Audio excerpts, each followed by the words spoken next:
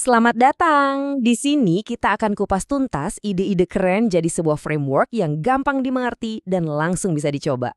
Nah, hari ini kita bakal bahas soal playbook buat mencapai kebebasan finansial, tapi dengan cara yang mungkin nggak pernah kepikiran sama sekali, yaitu justru dengan mengambil resiko yang lebih kecil. Coba deh bayangin angka ini. 85%. Sebanyak itulah pekerja di seluruh dunia yang ngaku mereka nggak engage atau nggak semangat sama sekali sama kerjaannya. Artinya apa?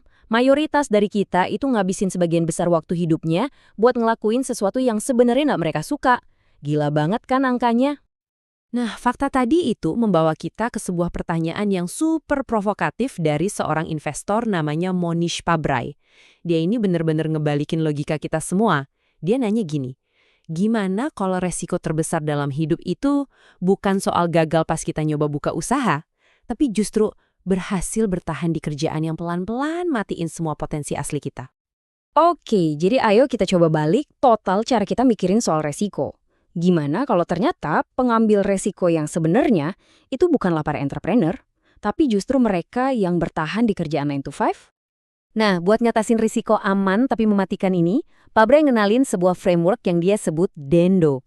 Ini tuh intinya pendekatan buat bangun kekayaan dengan cara yang sistematis banget buat ngilangin kemungkinan rugi. Filosofinya simpel, tapi kuat banget. Kalau berhasil, saya menang besar. Kalau gagal, ruginya dikit banget. Nah, mindset Dando ini bener-bener nabrak semua anggapan umum yang sering kita dengar. Katanya wirausaha itu berisiko. Menurut Dando, justru kerjaan tetap itu yang lebih berisiko. Harus punya ide baru yang brilian? Nggak perlu. Kamu bisa aja meniru ide yang udah terbukti berhasil. Butuh modal besar. Ternyata kamu bisa mulai dengan hampir nol. Dan yang paling penting nih, kamu nggak perlu mempertaruhkan segalanya dengan langsung resign dari kerjaan. Oke, kita bedah lebih dalam lagi ya. Model mental yang pertama ini, ini bakal ngubah total cara kamu mikir soal nyari ide bisnis. Sering banget kan kita kejebak sama mitos kalau mau bisnis itu harus nemuin sesuatu yang benar-benar baru, yang original. Padahal ya, originalitas itu seringkali overrated. Faktanya, kata Pak Bray, para peniru atau cloner yang jago itu sebenarnya udah 95% di depan. Tugas mereka itu bukan nyiptain dari nol, tapi ngambil konsep yang udah jalan terus dibikin jadi sedikit lebih baik. Dan kalau kita lihat sejarah, ini benar banget loh. Beberapa pengusaha paling sukses di dunia itu justru para cloning master cloner. Coba lihat deh, Bill Gates, dia kan bukan yang pertama bikin pengolah kata. Dia itu nyontek WordPerfect buat bikin Word. Atau Sam Walton, dia meniru model retailnya Sears dan Kmart buat bangun Walmart. Sama juga kayak Howard Schultz, dia bawa konsep kedai kopi Italia ke Amerika dan jadilah Starbucks. Intinya sama, mereka semua ngelihat sesuatu yang udah berhasil, terus mereka bawa ke level berikutnya. Oke. Anggaplah sekarang kamu udah nemu ide buat dicontek. Pertanyaan berikutnya, yang paling logis, waktunya dari mana? Gimana caranya bangun bisnis tanpa harus resign dan kehilangan gaji bulanan? Nah, disinilah manajemen waktu jadi kuncinya. Coba deh kita bedah 168 jam yang kita punya dalam seminggu. Ada yang menarik di sini. Setelah kita kurangin waktu buat tidur dan kerja, ternyata kita masih punya jatah waktu luang yang lumayan gede loh. Masalahnya, waktu ini sering banget bocor buat hal-hal kayak nge-scroll sosmed nggak jelas atau nonton series maraton. Nah, modelnya Pak Bray ini ngajakin kita buat nuker sesuatu. Simpel aja, tuker waktu luang yang pasif tadi sama waktu fokus buat ngebangun masa depan kita.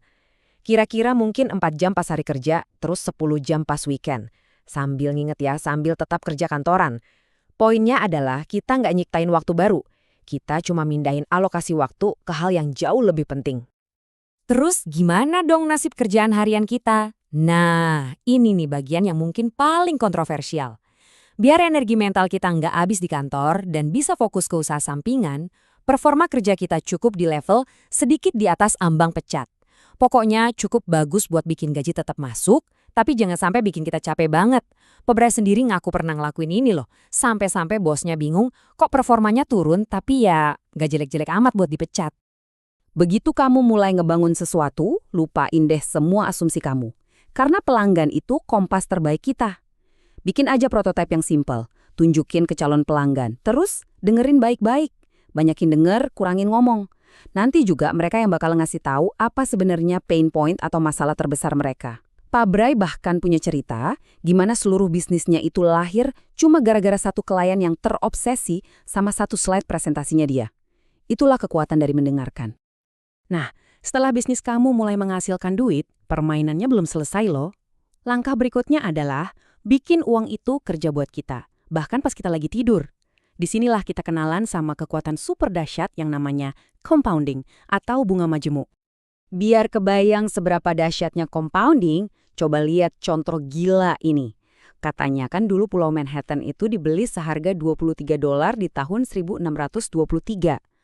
Coba bayangin, kalau uang $23 itu diinvestasiin dengan bunga cuma 7% setahun, hari ini nilainya jadi berapa? 23 triliun dolar. Itu nilainya lebih dari semua tanah dan properti yang ada di Manhattan sekarang. Itulah kekuatan waktu ditambah pertumbuhan eksponensial. Nah, keajaiban di balik pertumbuhan ini sebenarnya bisa kita hitung-hitung kasar pakai yang namanya aturan 72. Ini tuh trik mental simple buat ngira-ngira berapa tahun sih waktu yang dibutuhin biar investasi kita jadi 2 kali lipat. Caranya gampang, tinggal bagi aja angka 72 sama tingkat bunga tahunannya. Jadi misalnya kamu dapat untung 10% setahun, uang kamu bakal double kira-kira setiap 7,2 tahun. Simple banget, tapi dampaknya luar biasa. Jadi, gimana semua kepingan puzzle ini, mulai dari nyontek ide, ngatur waktu, sama kekuatan compounding, bisa nyatu jadi satu filosofi yang kuat? Oke, kita lihat aja langsung contoh nyatanya. Cerita keluarga Patel ini contoh paling sempurna dari metode Dandoh di dunia nyata.